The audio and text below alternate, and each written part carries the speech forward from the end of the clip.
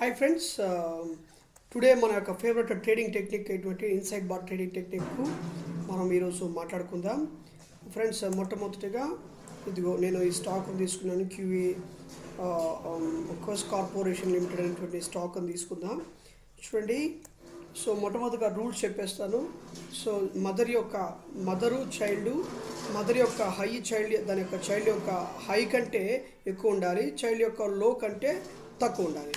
So అది మనం second హాఫ్లో అయినా 10 గంటలకైనా ఎప్పుడైనా మనం సెలెక్ట్ చేసుకోవచ్చు. నేనైతే జనరల్గా ఫస్ట్ క్యాండిలే, అంటే ఫస్ట్ 30 మినిట్స్లోనే నేను సెలెక్ట్ చేస్తాను. దానికి సంబంధించిన స్కానర్స్ కూడా రాసుకుంటాను కాబట్టి నాకు అనుకూలంగా నేను దాన్ని ప్రాక్టీస్ చేస్తాను. నేను ఈ చెప్పినటువంటి ఈ ట్రేడింగ్ టెక్నిక్స్ అన్నీ కూడా మీరు ప్రాక్టీస్ చేస్తేనే అర్థమవుతుందా. మీరు ప్రాక్టీస్ చేయకపోతే ఆ టెక్నిక్ అనేటువంటి దాన్ని మీరు చేయలేరు. నేనేదో సింపుల్గా టెక్నిక్ చెప్పేశాను, మీరేదో సింపుల్గా దాని మీద ప్రయోగం చేశారంటే అది మీకు వర్కౌట్ కాదండి. అర్థమవుతుందా? చూడండి, ఎందుకంటే టెక్నిక్ అనేటువంటిది స్టాక్ మార్కెట్లో ఎందుకంటే ఈజీ కాదండి. దాన్ని మనము కంటిన్యూగా ప్రాక్టీస్ చేయాలి. ఎప్పుడైతే మనం కంటిన్యూగా ప్రాక్టీస్ చేస్తామో అప్పుడు అది మనకి అలవాటు పడిపోద్ది. అదవుతుందా ఆ టెక్నిక్ అనేటువంటి దాన్ని. సో నేను మొట్టమొదటిగా రూల్స్ అని చెప్పేశాను. ఇక్కడ చూడండి, ఇక్కడ మదర్ని చైల్డ్ని మనం గుర్తించామా. మదర్ చైల్డ్ గుర్తించిన తర్వాత మదర్ యొక్క హైకి లోకి మనం ఒక జోన్ డ్రా చేసుకుంటామా. చూడండి, ఇక్కడ ప్రతిరోజు ఏమవుతుందంటే ఇది బ్రేక్ అయినప్పుడు, సో రూల్ నెంబర్ 1 అయిపోయింది, rule number 2 heavy candle break అయిపోయింది, బాగుంది, ఓకేనా. సో మరలా మనం దీన్ని ఎప్పుడు ఎంట్రీ తీసుకోవాలి. సో డోజీ క్యాండిల్ని ఎప్పుడుగా మనము డోజీ క్యాండిల్, దీన్నే డోజీ క్యాండిల్ అంటారు. సో డోజీ క్యాండిల్ ఎప్పుడుగా మనము మెయిన్గా తీసుకొని, అంటే అసలు డోజీ క్యాండిల్ యొక్క అర్థం ఏంటి. సో మార్కెట్ అప్పుడు దాకా ఉన్నటువంటి మార్కెట్ రివర్స్ అవుతుంది అని అర్థం. పైకి పోతే కిందకు వస్తుంది, కిందకి పోతే పైకి వస్తుంది అని అర్థం. అర్థమవుతుందా? నేనైతే పర్ఫెక్ట్గా ఎంట్రీ ఎక్కడ ప్లాన్ చేస్తానంటే ఇక్కడ ప్లాన్ చేసుకుందామని చెప్పేసి నేను పెడతాను. కానీ ఈ మార్కెట్ అనేటువంటిది ఏమవుతుందంటే ఈ పోయే ఫ్లోలో, సో దీన్ని 15 మినిట్స్ క్యాండిల్ యొక్క, అంటే మదర్ యొక్క లోని బ్రేక్ చేసి లోపలికి వెళ్ళిపోతుంది. అర్థమవుతుందా ఫ్రెండ్స్? సో మనము మదర్ యొక్క లోపలికి వెళ్ళేదాకా మనం వెయిటింగ్ చేసి ఎంట్రీ ప్లాన్ చేసుకుంటే అది బెస్ట్గా ఉంటుందని నా అభిప్రాయం వచ్చింది.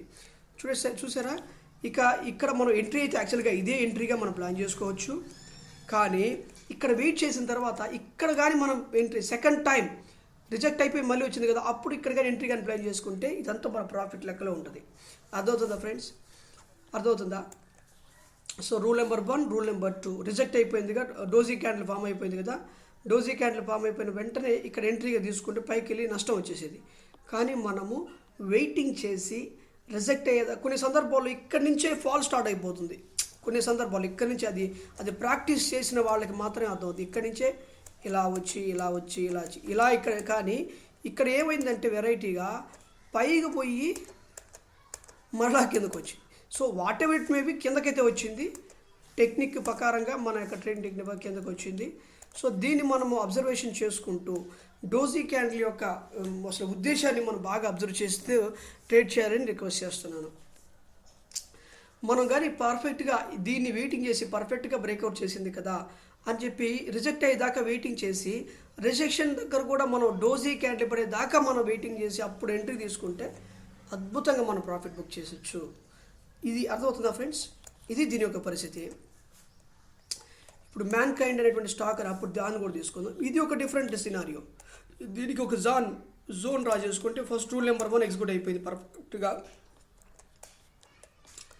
ఇక్కడ ఏమైందంటే హెవీ క్యాండిల్తో బ్రేక్, రూల్ నెంబర్ 2లో హెవీ క్యాండిల్ బ్రేక్అవుట్ చేసింది, డోజీ క్యాండిల్ పడింది. మనం ఇక్కడ ఎంట్రీ తీసుకోవచ్చు. యాక్చువల్గా ఇక్కడ ఎంట్రీ తీసుకుంటే కిందకు వచ్చి ప్రాఫిట్ వచ్చేసింది.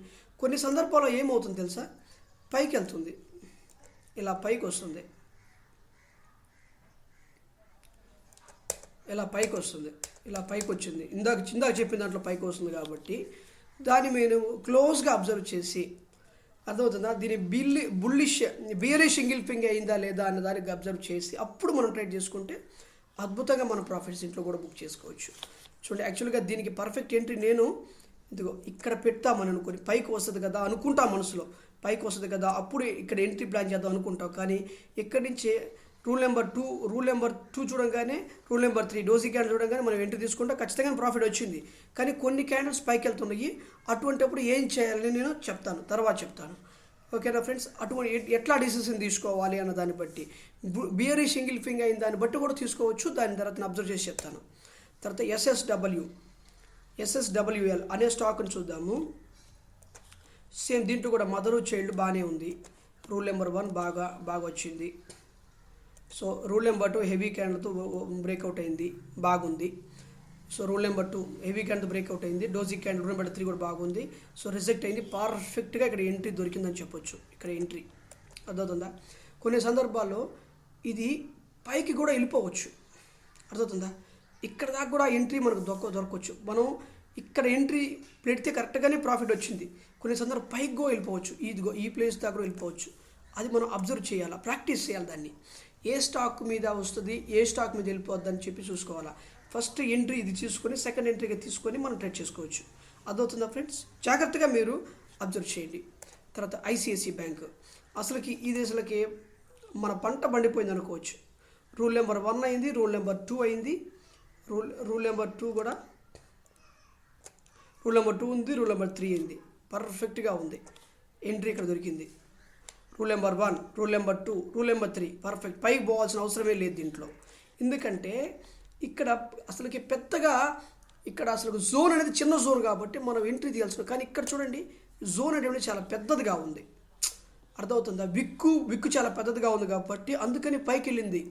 ఇక్కడ కూడా చూడండి, విక్కు చాలా పెద్దదిగా ఉంది. కొన్ని సందర్భాలు ఇక్కడ విక్కు పెద్ద లేనప్పుడు మనం అబ్జర్వ్ చేసుకోవచ్చు. అది మనం ప్రాక్టీస్లోనే వస్తుంది. అది విక్కు పెద్దగా ఉన్నప్పుడు పైకి రిట్రేస్మెంట్ జరుగుతుంది. అర్థమవుతుందా? దాన్ని మీరు జాగ్రత్త అబ్జర్వ్ చేయండి. ఇక్కడ ఇటువంటి ప్లేస్లో మనం ఎంట్రీ తీసుకుంటే ఇదంతా ప్రాఫిట్ లెక్కలో బుక్ చేసుకోవచ్చు. అప్పుడప్పుడు దీన్ని 5 minutes కూడా పెట్టి చూడండి. అప్పుడు దాని ప్రకారంగా మనం ట్రేడ్ చేసుకోవచ్చు.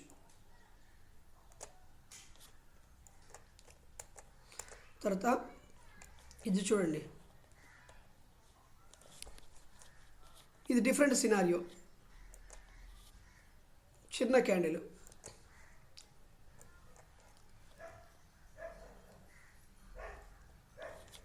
ఇటువంటి కేసును మనం వదిలేయాల్సి వస్తుంది. ఆర్బీఐ ఇది అసలు పంట పండిపోయింది అనుకోవచ్చు ఇటువంటి స్టాక్ దొరికితే. అర్థమవుతుందా? వీక్ పెద్దదిగా ఉంది కాబట్టి రూల్ నెంబర్ 1 మదరు చైల్డ్ పర్ఫెక్ట్గా ఉంది. హెవీ క్యాండిల్ పర్ఫెక్ట్గా ఉంది. డోజీ క్యాండిల్ పర్ఫెక్ట్గా ఉంది. ఎంట్రీ తీసుకోవటమే. ఎంట్రీ తీసుకోవచ్చు. ఎంట్రీ ఇక్కడ ఈ ప్లేస్ కాకుండా మనం పైకి వచ్చిన దాన్ని బట్టి ఇదిగో ఇక్కడ దాకా వస్తుంది కదా, అలా ఎంట్రీ తీసుకుంటే ఇదంతా ప్రాఫిట్ లెక్కలు ఉండేది. సో ఈరోజు ఈ స్టాకు బ్రహ్మాండంగా మనకు దొరికింది అనుకోవచ్చు. అర్థమైతే ఫ్రెండ్స్? అది మన యొక్క ఇన్సైడ్ బార్ ట్రేడింగ్ టెక్నిక్ ఈరోజు. ఫ్రెండ్స్, మనం స్టాక్ మార్కెట్లో ఎవరైతే మనం ట్రేడ్ చేయలేకపోతున్నామో అనుకున్న వాళ్ళు డిస్క్రిప్షన్లో నేను ఇచ్చిన ఫోన్ నెంబర్కి మీరు కాల్ చేయండి. నేను మీకు ట్రేడింగ్లో హెల్ప్ చేస్తాను. ఓకేనా ఫ్రెండ్స్? ఫస్ట్ టైం చూస్తున్న వాళ్ళు ఎవరైనా సరే మన ఛానల్ సబ్స్క్రైబ్ చేయండి, లైక్ చేయండి, షేర్ చేయండి, కమెంట్ చేయండి, బెల్ సింబల్ మీద క్లిక్ చేయండి. Thank you.